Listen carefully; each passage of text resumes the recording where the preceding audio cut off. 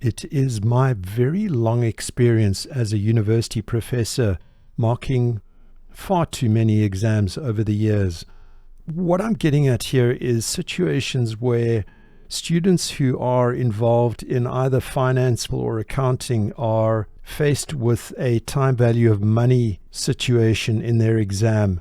And there are two groups of students: those who believe that they can handle the situation without a timeline, and those who believe that they do need a timeline. And anecdotally, fair enough, I don't have the hard data, but I am fairly certain that I'm right here, that there is a correlation between students who don't do the timeline and getting poor results, and students who do the timeline getting much better results. And my objective in this video is to persuade you that you need to draw the timeline. Whether you're involved in a university finance or accounting exam or a CFA exam, you need to be humble and realistic about the situation and not to be embarrassed to jot down even the simplest timeline. The main reason for doing the timeline is to avoid stupid mistakes. You need to be aware that even if you are really on top of your finance game, that you just must be cautious of overconfidence bias, and that the risk of making mistakes is just so high with timeline situations that it's just not worth taking the chance. The main part of this video is going to be what I talk about in purple there in the middle of the screen. I'm going to be addressing a number of specific arguments about why timelines can help. What I'm talking about there are high risk situations, and by that I mean high risk of error situations. Timelines which are fairly complex, messy if you like, with characteristics such as variations in the amounts are not routine, there are gaps in the timeline and such like. I'm also in that section going to be talking about derivative pricing and valuation and fixed income with specific reference to spot, forward and par rates. Those two may seem fairly esoteric and advanced, but the point I will be making with those two issues is to demonstrate that so much of finance is in fact just a TVM and a timeline situation. So derivative pricing and valuation, it's just a timeline and just basic TVM skills. Similarly with fixed income, spot, forward and par rates, you may have no idea what I'm talking about there, but I will be demonstrating that a fairly advanced part of finance is, once again, just a TVM situation. And then I'll be ending the video with some suggestions for your timeline system. Mainly what I'll be doing there is illustrating my own timeline system, and you can take or leave aspects of that as you like.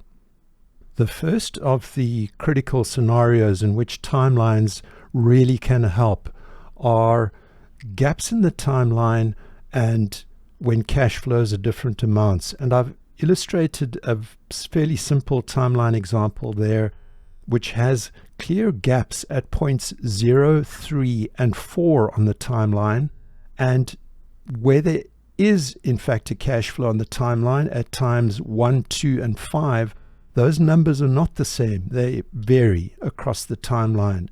Now, that to a fairly experienced person who has dealt with net present value calculations, that may seem trivially easy, and that person may be tempted to not bother with a timeline and just to punch the numbers straight into the calculator. What I find from the professor's perspective in this kind of situation is probably the most common error would be a student who doesn't do the timeline, who simply piles in those cash flows in sequential order into the cash flow functionality of their calculator and puts 100 at point 1 on the timeline, 60 at point 2, And here's the kicker, 120 at point 3. In other words, completely forgetting about the point that there is 0 at point 3 on the timeline and 0 at point 4. And by putting 120 at point 3 on the timeline, they are going to be ending up with the wrong answer. Next, another reason for doing a timeline is point 3. And that is when you have a situation in which different rates apply at different times. Here, we might be talking about a very typical personal finance situation where a person has a phase of their life where they are working and saving for retirement, followed by a period of retirement in which they are spending down their financial capital. And in the first part of the timeline where the person is working, is younger, and is saving, they would have, generally speaking, a higher risk tolerance, and therefore that their expected returns would be higher.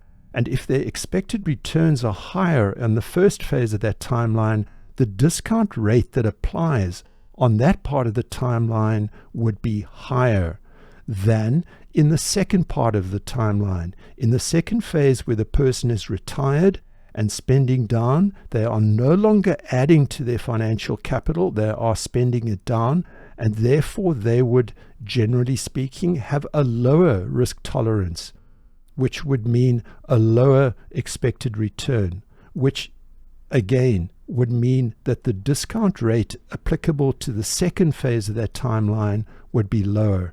And just by jotting down that timeline, that can help you understand that there is a critical point at which there is a phase shift on your timeline in which you have to do something about changing your discount rates. And to have the timeline scribbled down in front of you would just clarify things enormously helpfully. Next in the series of critical scenarios that I'd like to use to try to persuade you that the timeline is just so useful is what might seem trivially easy once again to many, and that is that there are situations where begin and end mode can cause problems. I tend to make sure that when I set up exams for students which are in a multiple choice format, that I would ensure that one of the so-called distractors, which is the fancy educational term for one of the wrong options in a multiple choice question, that one of those distractors would be a begin mode solution for exactly the same inputs that should have been put into your calculator in end mode. And that is fair enough.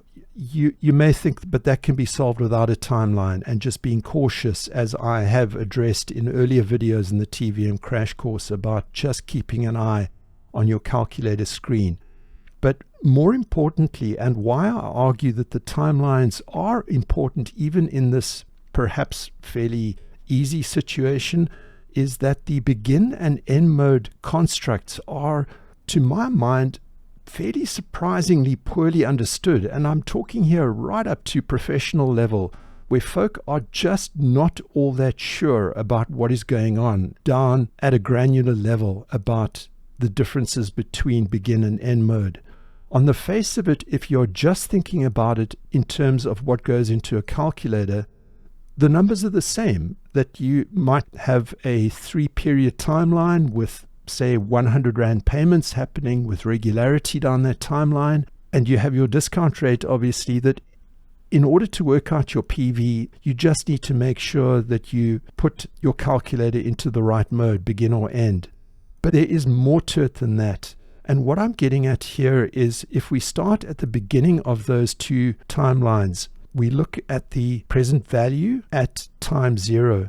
Notice that when you are in begin mode, and this is critically important, that the present value, yes, of course, it's calculated at T0. That includes the payment made at T0. And if you cast your eye down to the end mode timeline, the present value has no payment at T0. Now, at the end of the timeline for the begin mode, perhaps this is the crux of the matter, that when people think about begin mode, and if I were to, say, take a class and ask them to set up the begin mode timeline for 3 payments, they might think that the future value, because future value must surely happen, be calculated at the date of the final payment in the payment stream, and therefore the future value is calculated at point 2 on that timeline. No, it is not. The future value happens at time 3. So even though there is no payment in begin mode at time 3, that is the point where future value is calculated, and there is no payment at that point. Looking at the end mode timeline, we have perhaps a more familiar situation where at time 3 the future value is calculated, yes, at the point where the final payment is made, but that's only because it is in end mode, and that the future value includes the final payment made on the timeline at that point in time. And I think those rectangles that I put on the screen really illustrate and highlight the point of the main difference between begin and end modes. Next, no arbitrage pricing of derivatives. Depending on where you are in your finance journey, you may be looking at this in absolute horror and saying, why derivatives? That is just something that I'm not going to be looking at for X number of years in the trajectory I'm taking in learning about finance.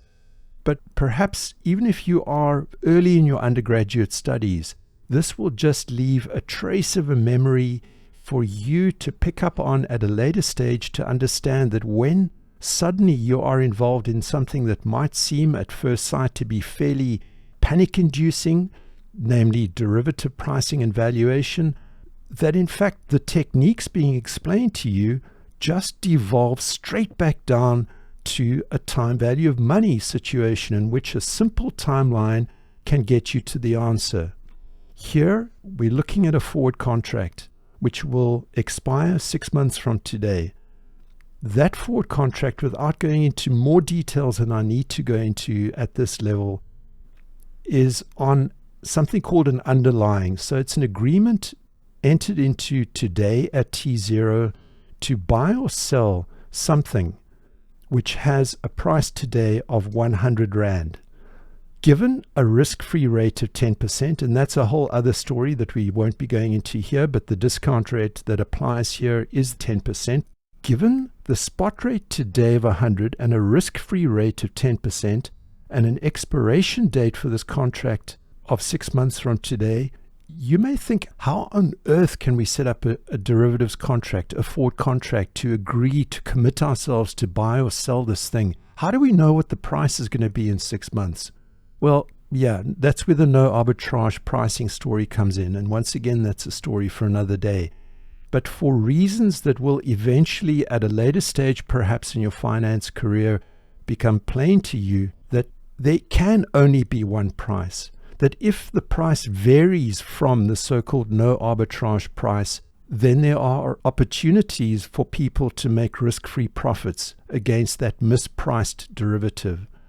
Now, back to what we're looking at here. It's a TVM situation. That forward price is established on, almost amazingly simplistically, it is the future value of 100 Rand in 6 months at a discount rate of 10% per annum. Therefore, the forward price is 100 times 1 plus 10%, which is 1.10, raised to the exponent of 6 over 12, that's the 6 months, which is 104 Rand and 88 cents. And that is it. It's a timeline. It is the most simple of TVM situations, and you have just priced a forward contract at 104 Rand and 88 cents. How was that calculated? Simple TVM. Next in the series of examples in this video of situations in which timelines are especially useful is bond pricing using spot rates. Once again, I am aware that many of you will not have seen this stuff before, but I do this to illustrate the power and the ability of timelines to just clarify your thinking about a situation in which you may be saying to yourself, and I hope not, I can't do finance. This is just more than I can handle. And yet, looking at the student's academic record, the student got 90% or more for first year finance and statistics. Why are they battling? That is because there is just some kind of disconnect which should not be allowed to happen, that the student somehow falls into the trap of thinking that this bond pricing using spot rates, it's completely new. I've got to learn everything from scratch again. And my pushback here is to say, no, that's not the case. Really, once you've just understood the basics of the situation, and you know what I'm going to be saying next, it just devolves to a basic timeline and TVM situation. Here, we're looking at a bond. Let's take one that has a face value of 100 Rand. It's a 10% annual pay coupon bond with the maturity in 3 years. And this bond, therefore, is going to be paying a coupon of 10 Rand at years 1 and 2. And at maturity, it's going to be paying the final coupon plus its future value. And for whatever reason, we are here in a situation where we know what are called spot rates. These are rates in the market for a particular investment that pays a lump sum at a particular point in time. And we call those rates spot rates. So the 1 year spot rate is the rate available today for an investment that returns the money to you 1 year from today. The 2 year spot rate is an annual rate. Yes, it is called a 2 year rate, but like all discount rates, it's still annualized. That the per year rate that applies today, if you were to make an investment, what would that rate be if that investment had a 2 year horizon? And so on. There's a 3 year spot rate in this case, and we don't need to go any further because our bond is a 3 year bond. For whatever reason, we don't know the value of that bond today. But if we have the spot rates, we can break down the cash flows of that bond into its constituent parts.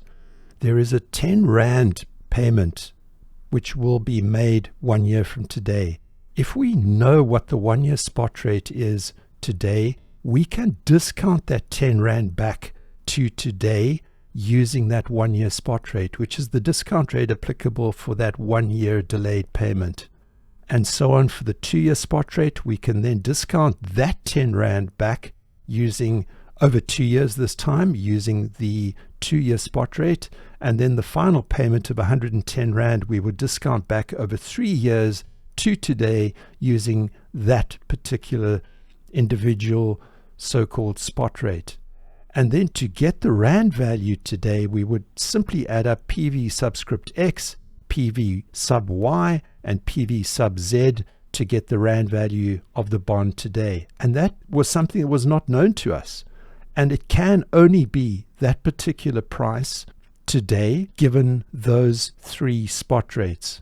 We can then use that Rand value, as I've indicated there in green, to back out the market yield or yield to maturity, YTM, today for that particular bond, simply using the spot rate curve, as it's called. And we have demonstrated that the esoteric and abstract looking problem of bond pricing using spot rates can be achieved using, once again, TVM and a basic timeline. And finally, for this video, I'm going to make some humble suggestions that you might want to take into account in terms of setting up a good timeline system. And by system, I mean something that you will practice doing and that you will be able to set up on scratch paper or in your answer book in an exam without second thought. Firstly, I would recommend very strongly to you that you leave your ruler at home during exams. For CFA program exams, that's not an option. You're not allowed to take a ruler into the exam room with you. But if you are in a pen and paper situation, for heaven's sake, don't do what I have seen far too many times, and this horrifies me when I see a student doing a work of art. You don't have time for that under exam conditions. And the straightness of the line and the prettiness of the notches and the careful printing and changing colors of ink, that's all absolute nonsense. It's standing in the way of you and the right answer, and moving on to the next question and harvesting as many marks as possible under exam conditions. So freehand, scribble it down, just as long as the facts are down there in the right place, the right notches with the right cash flows, all is good. Changing ink, printing things neatly, no, don't do it. Also on the topic of speed and not wasting time under exam conditions, I urge you to leave out unnecessary and repetitive details. You might, as I've illustrated here, be faced with a situation of a 3-year timeline which has monthly compounding. Therefore, there are 36, which is 12 times 3 notches on your timeline. I've been urging you throughout this video to do a timeline. Does that mean that I require you to do a timeline in which you laboriously write out all 36 notches? Not at all. That's nonsense. If you have repetitive events, and if it's an exam situation, it's highly likely that the exam question will be one that can be simplified into something that requires far fewer notches. So you would be faced with a 36-month period in which the first 18 months have one particular discount rate or one particular set of cash flows, and the second 18 months of the timeline have a different rate and or cash flow series happening throughout it. Use the dashed line, for heaven's sake, and only put down the start of the timeline, the end of the timeline, and a couple of notches in areas where things change. And that will just help you do things and get the information you need from your scribbled timeline to get the question answered correctly. And lastly, for this video, I urge you to develop your own system, to practice it and stick to it. And here is mine, just offered to you as an example. I'm not saying this is the only way to do it. I generally do my timelines. The numbers above the line for me are the time periods. Those could be, as you know by now, I hope, those could be months or years or quarters or semi-annual periods, whatever. But those numbers which are coherent and consistent with your periodicity of your situation would be a time count for your timeline. Then below the line would be the cash flows or money. I am aware that the calculator user manuals, and in fact some of my earlier videos, I have used this very fancy method of indicating a cash inflow by an up arrow, a vertical arrow pointing upwards, and a cash outflow with an arrow pointing downwards. No, look, that's great for classroom type kind of explaining the situation, but under exam conditions, I would argue that the simple use of a plus and a minus sign is the way to go. You don't need laborious up and down arrows. And another reason for not using them moves to that dashed line rectangle at the bottom of the screen, that they would use up space that you need for arrows that really matter. The horizontal and L-shaped arrows that indicate moving through time, that you are moving, metaphorically speaking, a number, a present value, down the timeline to a future value at a later point in time. Or you're going in the opposite direction from a future value to a present value. Or you're working with L-shaped arrows and you are there looking at a series of particular payments. They could be the same or different amounts, doesn't matter. But those L-shaped arrows all indicate that you are taking that number, which is further down the timeline, back to a present value point. And that to me is a good system, with the time periods above the line, with the cash flows below the line, and then a rectangular area below the timeline if you need it to put the arrows, just so that you can collect your thoughts and be very sure that you understand exactly what you're doing with the situation that you're facing. If you've reached this part of the video, I congratulate you. I applaud your determination. I hope you've learnt something from it, and I hope I've helped you out. And if you have found some benefit from what I've done here, please consider subscribing to the channel. It's for free. It doesn't cost you a cent. And also perhaps even consider clicking that like button. That helps the channel with the infamous YouTube algorithm. And again, thank you very much, and I'll see you in the next one.